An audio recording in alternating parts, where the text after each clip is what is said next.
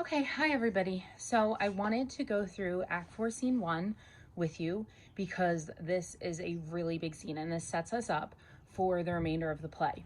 So in the last scene that we read, remember at the end, Macbeth found out that Macduff has gone to find Malcolm and to help him raise an army. So now we have in Act 4, Scene 1, we go back to our three witches and Macbeth is going to them. This is sliding down. Macbeth is going to them to try to find out what is happening, and he wants their predictions, and he's going to demand it of them. He's not going to go in and nicely ask them. So we have the three witches putting together a pretty disgusting brew, and they put together a lot of gross things in it. Body parts, animal parts, parts of dead people, and they're putting this all in a brew. And then they say the famous line, double, double, toil and trouble, fire, burn, and cauldron bubble, which I told you in the beginning when we started Macbeth. I was like on Hocus Pocus, and it's been restated a lot of times in more modern movies. And then they are going to try to make Macbeth become overconfident, and that is their whole goal here. So then Macbeth comes in and he says, like, how now, you secret black and midnight hags? And this is like around line 50. And he demands that they show him apparitions that are going to offer him predictions or prophecies about what is going to happen to him. So the first witch says, do you want to hear it from us or do you want to hear it from our masters? And he's like, show them to me. So this is where our apparitions come in. And I did some pretty incredible artwork. So you ready for this? So he says, now this is in Act 4, Scene 1, right around line 70. We have 4 different apparitions. So our first apparition is an armored head. So it's like a head in armor. And he says, Macbeth, Macbeth, Macbeth, beware Macduff, beware the Thane of Fife, dismiss me, enough.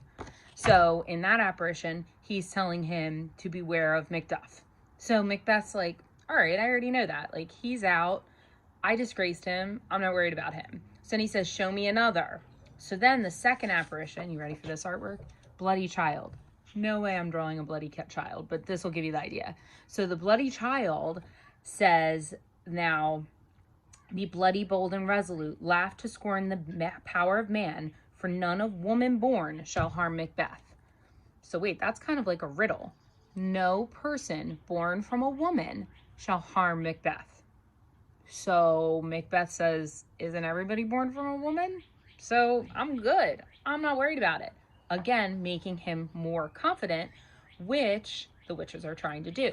So your job now as a reader is to think, how could something kill Macbeth that's not born of a woman? So it's a riddle. So you have to think about it. So this is apparition number 2. Then there's like thunder and lightning and it's scary, and I really wish we could be acting this out in class because I've got the cauldron and I've got like better apparition drawings, and obviously I would be using my light switch to do thunder and lightning, which isn't happening. But then the third apparition appears. Again, excellent artwork.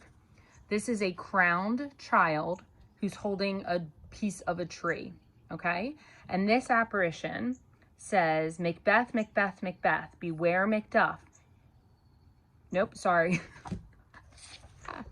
my page went back, but I don't want to start over. So, okay, the third apparition says, be lion-mettled proud and take no care. Macbeth shall never vanquished be until great Burnham Wood to high Dunsinane Hill shall come against him. Now that's in line 90. My thing's upside down. Seriously? Okay, there we go. So, crowned child holding a branch says no one is going to hurt Macbeth until great Burnham Wood to high Dunsinane Hill shall come against him. So let me explain what that means. Macbeth is now living in the castle, right? And all around the castle, it's surrounded by great Burnham Wood. And this apparition says that no one is going to harm Macbeth until the woods walk up to his castle, basically. And Macbeth's like, trees don't walk, so I'm good. So again, making him feel how? Overconfident. So now as a reader, I want you to think, how could the woods approach Macbeth's castle? So again, we have like a riddle that we need to figure out, okay? So that is the third apparition. Then Macbeth's like, well, trees can't walk, so I'm good, he says in lines like 95 forward. So then the witches are like, seek to know more, you shouldn't know anymore. But then he says, I want to know more, I want to know more. He's demanding it. So then the fourth apparition comes, and this one is the only one that doesn't speak. But it's a line of 8 kings. And the last one is holding a piece of glass, it says, or a mirror. And these 8 kings all kind of look like Banquo. So could they be Banquo's line that is possibly going to take the crown? Because remember, Banquo's son was predicted to take the crown. So the rest of the apparitions don't freak him out. First apparition, Beware Macduff, he's like, I'm not worried about it. Second apparition, the one about no one born of a woman can harm Macbeth, he says, well, everybody's born from a woman, so I'm good. Again, making him overconfident. Third one, child, crown, tree. He's like, trees can't walk, I'm good. This one freaks him out because it shows someone else being king and the line being king. So he starts freaking out when he sees this one. And that's like lines 110 to 125. And then the apparition vanishes. And then Macbeth is like freaking out. He's like, where'd they go? Where'd they go? And he said, did you see the weird witches? And he's talking to Lennox.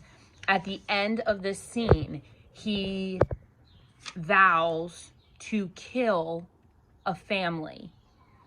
And he vows to kill Macduff's family. So he's like, I can't get to Macduff because he's in England, so I'm going to get to his family. So this is an innocent wife and children that he is now vowing to kill after seeing the apparitions.